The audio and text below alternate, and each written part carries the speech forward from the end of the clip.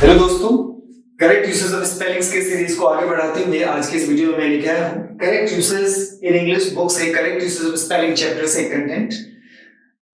पिछले कई वीडियो से हम डिस्कस करते आ रहे हैं British English versus American English. आज की वीडियो में हम इस पे 7वां और 8वां रूल पढ़ेंगे। इससे पहले वाले रूल्स मतलब 6 रूल्स पिछले 3 वीडियोस में है, आप चाहे तो पीछे दूसरे वीडियोस को देख सकते हैं। इस वीडियो में हम क्या पढ़ेंगे? 7वां रूल क्या कहता है कि some nouns that end with enc in British English are spelled ence in American English। मतलब कुछ ऐसे nouns हैं जिसके लास्ट में enc है in British English, but same word American English में ence है। मतलब enc की जगह पे American English में ENSE है। हम कुछ इस तरह के वर्ड्स के बारे में पढ़ेंगे, जैसे कि देखिए डिफेंस DEFENC, यहां पर क्या है ENC, और DEFENSE यहां पर ENSE है। मतलब अमेरिकन इंग्लिश में C की जगह पे S है, ब्रिटिश इंग्लिश में जहां पर ENC है अमेरिकन इंग्लिश में वहीं पर ENSE है, मतलब C की जगह पे S है। ये हम नाउन की बात कर रहे हैं। लाइसेंस LICNCE देखेंगे LICNCE, बट वही अमेरिकन इंग्लिश में LICNSE, C के जगह पे SE है। ऑफेंस OFFENCE, बट वही अमेरिकन इंग्लिश में OFFENSE, C के जगह पे S है अमेरिकन इंग्लिश में। प्रिटेंस PRETENCE, अमेरिकन इंग्लिश में PRETENSE, बट ऐसे भी वर्ड्स हैं। अमेरिकन इंग्लिश में ENSE है तो ब्रिटिश इंग्लिश में भी कुछ ऐसे वर्ड हैं ENSE है, और यहाँ पे आपको ध्यान देना पड़ेगा। हम जो पढ़ रहे हैं इस रूल में 7th रूल में, इससे अब तक जो चर्चा किया वो नाउन के बारे में था।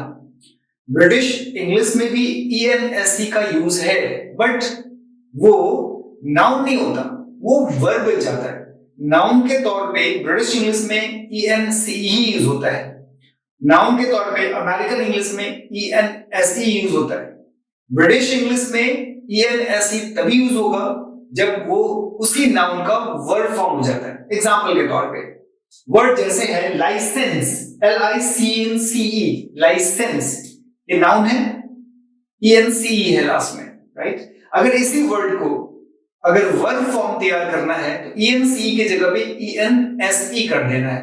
कहने का मतलब ENSE का भी यूज है ब्रिटिश इंग्लिश में, बट ENSE तभी यूज होता है जब वो ENC जो नाउन फॉर्म वाला वर्ड है उसी को वर्ड फॉर्म में बदलना है। तो मतलब जो वर्ड ENC नाउन फॉर्म में है उसी को अगर वर्ड फॉर्म में बदलना है तो आप ENSE लिख सकते हैं in British English.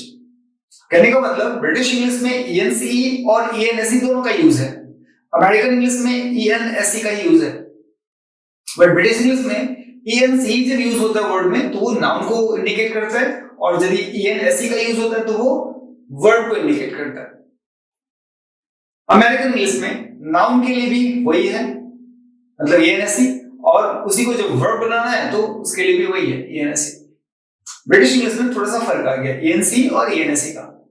Next rule है कि ब्रिटिश इंग्लिश में जो वर्ड OGUE से एंड होता है अमेरिकन इंग्लिश में वही वर्ड OG से एंड होता है या फिर OGUE से एंड होता है। क्या कहना चाह रहा हूं कि ब्रिटिश इंग्लिश में जो वर्ड OGUE से एंड होता है, मतलब वर्ड के लास्ट में OGUE है, अमेरिकन इंग्लिश में इस वर्ड के लिए 2 प्रेफरेंस है।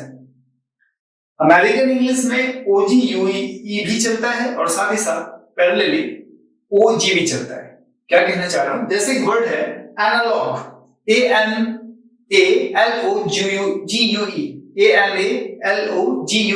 एनालॉग, ये ब्रिटिश इंग्लिश में है, बट इसी वर्ड का अमेरिकन इंग्लिश में ANLOGUE है, और एक पॉसिबिलिटी है ANLOG, ओनली G, मतलब ANLOG।